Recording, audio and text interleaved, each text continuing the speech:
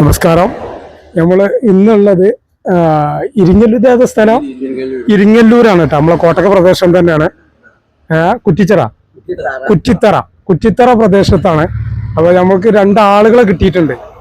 ഈ ആളുകളോട് നമ്മൾ ചില അഭിപ്രായങ്ങൾ ചോദിക്കുകയാണ്. അപ്പോൾ പരിചയപ്പെടാം ആദ്യം അവരെ. എന്തായിരുന്നു പേര് നിങ്ങളെ? എന്റെ പേര് അബ്ദുള്ള. പിന്നെ എന്റെ പേര് വിശ്വംബരേട്ടനാണ്. അപ്പൊ ഇവര് രണ്ടാളും ഇരുന്നിട്ട് ഇവിടെ ഇങ്ങനെ സൊറ പറഞ്ഞിരിക്കുന്ന സമയത്താണ് നമ്മൾ ഇതിനെ പാസ് ചെയ്തപ്പോൾ ഇവരെ കണ്ടു. വണ്ടി ഇവിടെ നിർത്തിയിട്ട് നമ്മൾ ഇവരായിട്ട് സംസാരിക്കാമെന്ന് വിചാരിച്ചാണ്.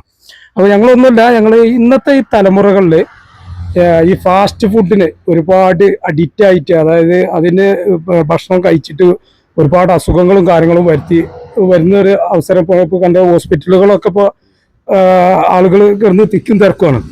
അപ്പൊ അതിനെക്കുറിച്ച് നിങ്ങളെ പഴയ കാലത്ത് ഭക്ഷണം കഴിച്ചുകൊണ്ടിരുന്ന ഒരു കാലവും ഇപ്പത്തെ ഒരു കാലവും അതിനെ കുറിച്ച് എന്താ നിങ്ങളൊരു അഭിപ്രായം എന്ന് പറഞ്ഞത്? അഭിപ്രായം പറയാനില്ല. പണ്ടത്തിന് കുഴപ്പമൊന്നുമില്ലായിരുന്നല്ലോ. ചക്ക, മാങ്ങ, മറ്റേത് മറിച്ചതൊക്കെ നമ്മൾ തിന്നുകൊണ്ടിരിക്കല്ലേ. അതുകൊണ്ട് വയറിന് താറാറോ അല്ലെങ്കിൽ വേറെയുള്ളതൊന്നും ഉണ്ടായിട്ടില്ല. അത് നിൽക്കുന്നുണ്ട്. ഇപ്പത്തെ വേഗം ആസ്പത്രിയായിട്ട് ബന്ധപ്പെടുന്ന കാര്യങ്ങളാണ് ഭക്ഷണം കഴിക്കുന്നതൊക്കെ. അത് നമ്മൾ പറഞ്ഞ കാര്യമില്ല, കുട്ടികളാരും അംഗീകരിക്കൂല. അപ്പൊ അവരോട് എന്താ നിങ്ങൾക്ക് ഉപദേശിക്കാനുള്ളത് ഇന്നത്തെ തലമുറകളോട്? നമ്മളെ ഉപദേശം പോയിട്ട് വീട്ടില് തള്ളി നന്ദി പറഞ്ഞാൽ കേൾക്കണില്ല, പിന്നെ നമ്മള് പുറത്തക്കാര് പറഞ്ഞാൽ കേൾക്കും ആരെങ്കിലും. ഓൾക്ക് കാശും ഓൾക്ക് ആ കൂത്താടി നടത്തുവാണ് ഓൾക്ക് ഇപ്പത്തെ ഇഷ്ടം.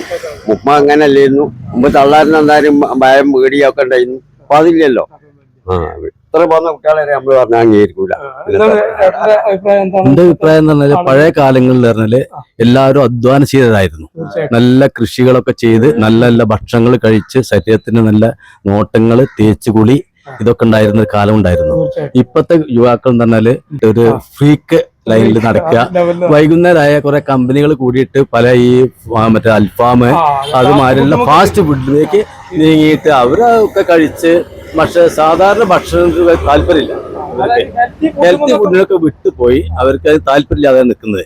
അപ്പൊ അതുകൊണ്ട് ഉണ്ടായിരുന്ന ഫുഡ് പറഞ്ഞാൽ അന്ന് ചക്ക, മാങ്ങ, തേങ്ങ, പിന്നെ അതേമാതിരി തന്നെ ഈ പൂള, പിന്നെ ഈ പുഴുക്ക് വെക്കുക.